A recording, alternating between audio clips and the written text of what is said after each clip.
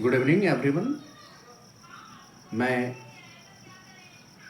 मुकेश तिवारी आप सभी लोगों के बीच में। जैसा कि कल क्लास 12 की परीक्षाएं शुरू हो रही हैं सीबीएसई क्लास 12 की, जिसमें पहला पेपर आप लोग का फिजिक्स है। आप सभी स्टूडेंट्स को सबसे पहले मेरे तरफ से हार्दिक शुभकामनाएं। आप लोग बहुत ही मेहनत से पढ़ाई किए इस पूरे साल में। अब इसका जो आपको प्रतिफल देना है वो एग्ज़ाम के स्वरूप में आपको लिखना है कल से कॉपी में, जिसमें पहला जो आपका पेपर फिजिक्स का है बहुत ही बढ़िया से तैयारी किए होंगी और बहुत बढ़िया से आपको लिखना भी है। जैसा आप सभी लोग जानते हो, एग्ज़ाम बहुत ज़्यादा प्रेशर लेकर नहीं दिया जा सकता है।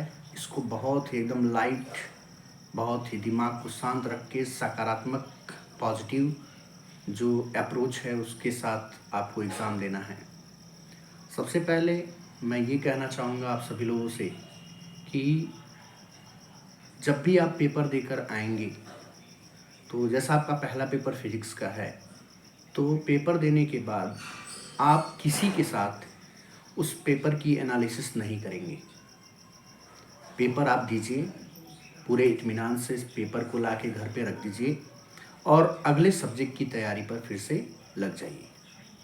आपको किसी अपने फ्रेंड्स के साथ या खुद अपने भी उसको लेकर बहुत ज़्यादा टेंशन नहीं लेना है, क्योंकि अगर आप उसकी एनालिसिस करेंगे तो आने वाला जो आपका अगला सब्जेक्ट का एग्ज़ाम है वो प्रभावित हो जाएगा। तो सबसे पहले आपको ये काम करना है।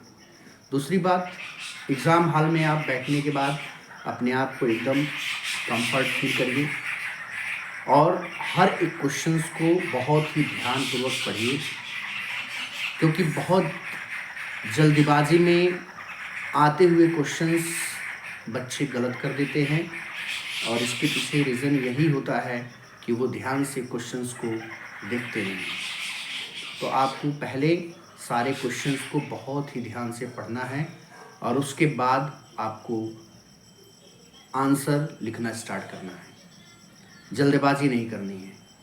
और जैसे ही आपका एग्ज़ाम ओवर होता है, जो भी आपको 3 घंटे 15 मिनट का समय मिलता है, उसमें आप कोशिश करेंगे कि जितना जल्दी आप उसको सॉल्व कर पाएँ, क्वेश्चंस को करेंगे और एक बार रिवीजन ज़रूर करेंगे, क्योंकि बहुत सारे बच्चे इतना मतलब उनका टाइम मैनेजमेंट ख़राब होता है कि वो टाइम मैनेज नहीं कर पाते हैं और ऐसे में वो बढ़िया से मतलब टाइम मैनेज नहीं कर पाने का मतलब उसको रिवाइज़ नहीं कर पाते, जिससे कभी कभी क्या होता है जल्दबाजी में कुछ क्वेश्चंस ऐसे होते हैं जो उनको आते तो हैं लेकिन वो गलत तरीके से उसको कर देते हैं, मतलब अटेम्प्ट गलत तरीके से उसको करते हैं, जिसको अगर वो रिवीजन करें तो वो सॉल्व कर लेंगे, दोबारा वो उस गलती को सुधार सकते हैं।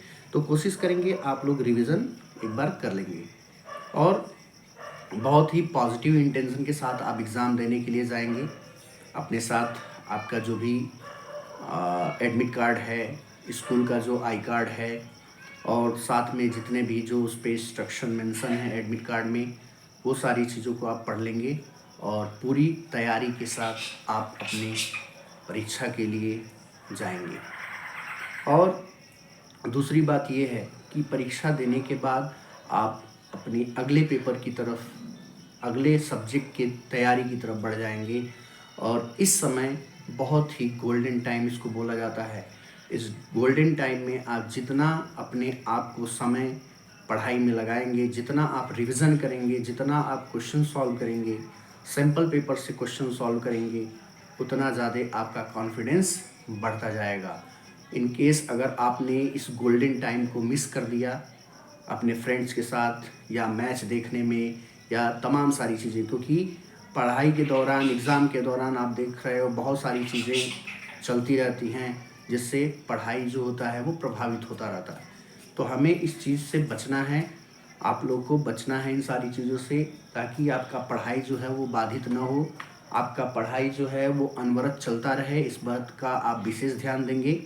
और कोशिश करेंगे कि इन समय में जितना भी आपको जैसे मान लीजिए आपका अगला जो पेपर है वो केमिस्ट्री का है फिजिक्स के बाद, तो उसमें समय आपको बहुत कम मिल रहा है।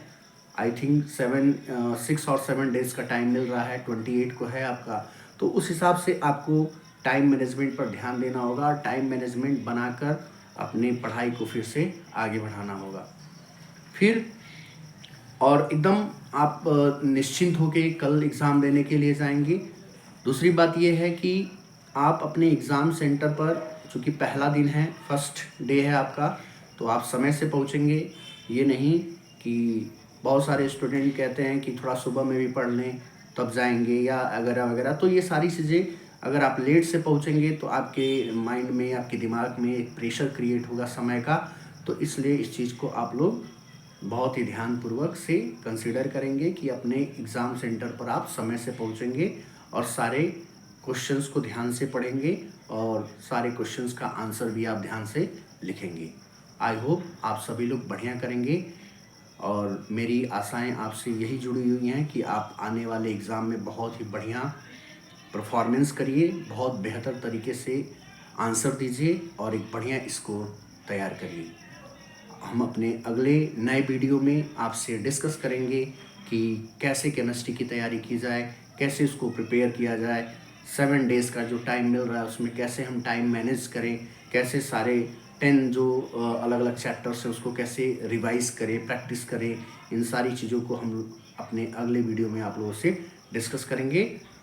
और आप सभी लोगों को पुनः एक बार हार्दिक बधाई, शुभकामनाएं आपके आने वाले कल से एग्ज़ाम के लिए। धन्यवाद।